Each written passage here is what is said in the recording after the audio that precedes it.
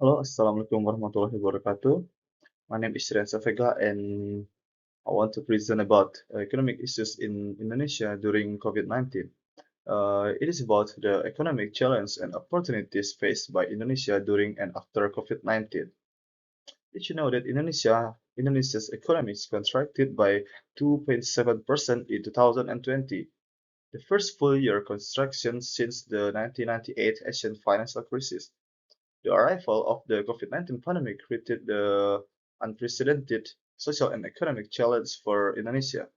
Mobility restriction measures have helped to curb the spread of the virus and save lives, but have also created a socio-economic crisis for many Indonesian families.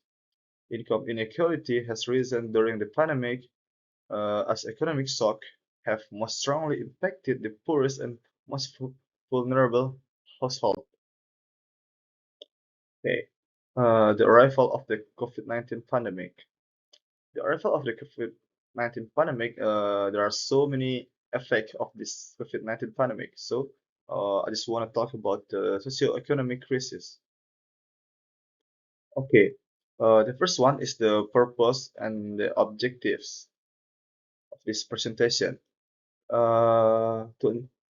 The purpose is to analyze the economic challenge and opportunities to analyze the economic challenges and opportunities faced by Indonesia during and after COVID-19 using data and evidence from various sources, and to propose some policy recommendation for recovery and resilience. Okay, there are three main topics that I will present. First one is fiscal and monetary policy response, and second one is structural reforms. Third one is green. Okay, the first one is fiscal and monetary policy response. Okay, I will explain how the government and the central bank have implemented various measures to support the economy and mitigate the effects of COVID-19, such as the burden sharing program, the social protection programs, and accumulative monetary and financial policy stance. I will evaluate an effectiveness and limitation of these measures. Okay, the first one is burden sharing program.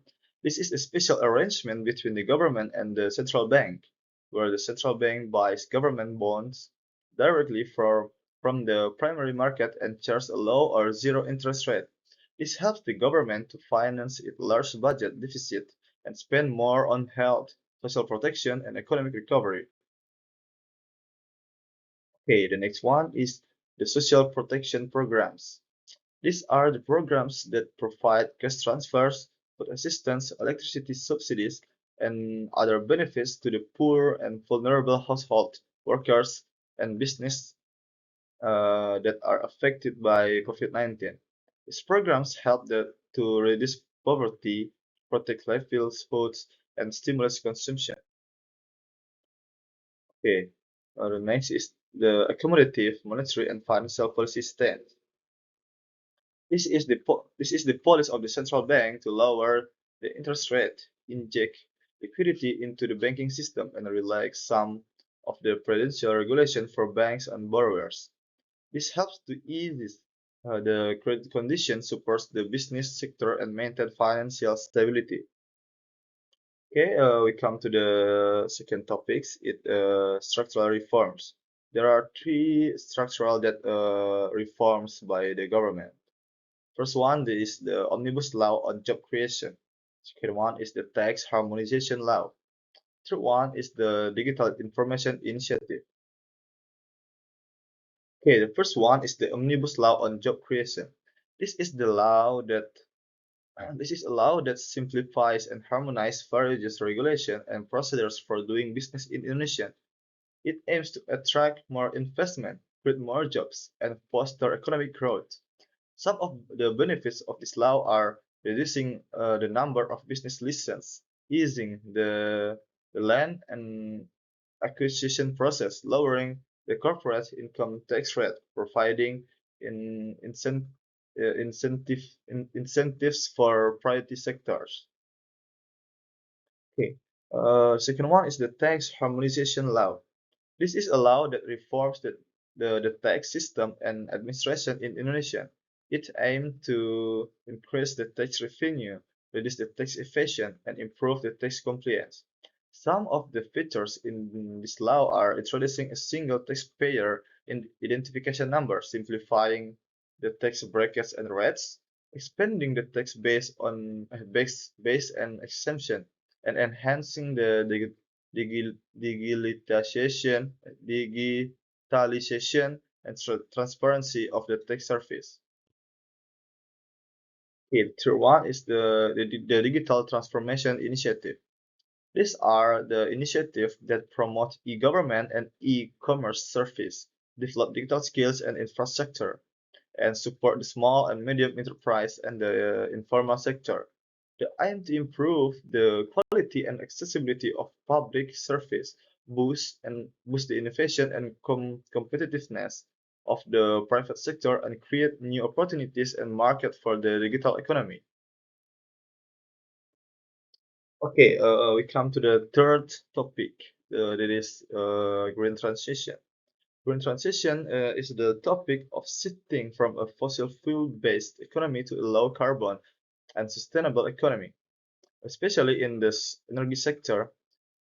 It aims to reduce the greenhouse gas emissions, enhance energy security, generate green jobs and growth, and improve the environmental quality. Some example of the green policies and projects are renewable energy research, energy efficiency, carbon pricing, environmental regulation, etc. Okay. Uh, Indonesia has committed to reducing its greenhouse gas emission by 29% by 2030 and up to 41% with international assistance. Compared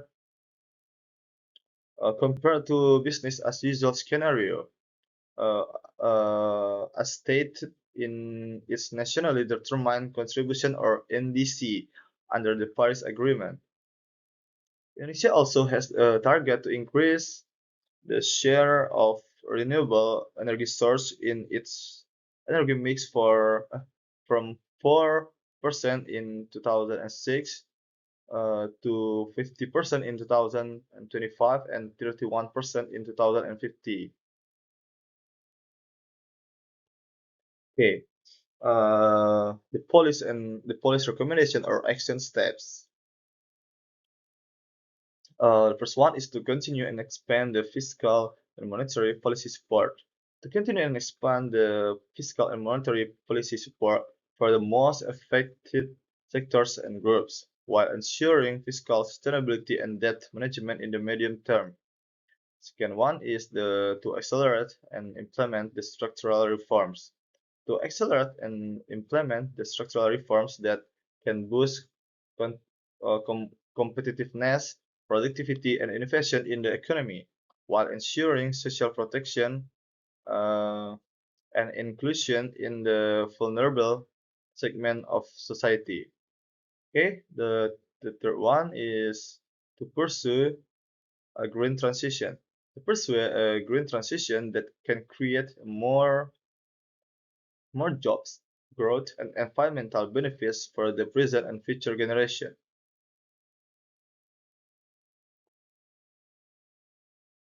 Okay, the conclusion.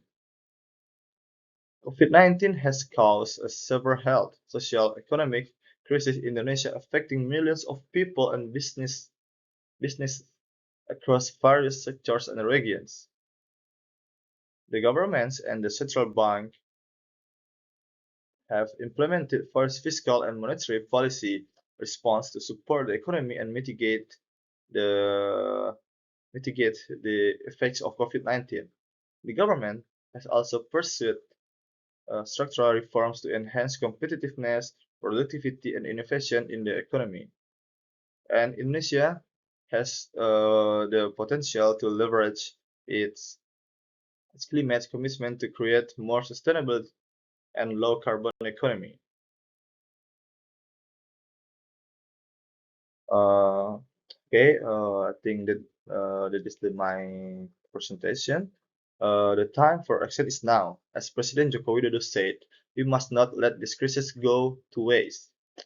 Okay, I think that is my all of my presentation, and I hope you enjoy it. Okay, thank you. Assalamualaikum warahmatullahi wabarakatuh.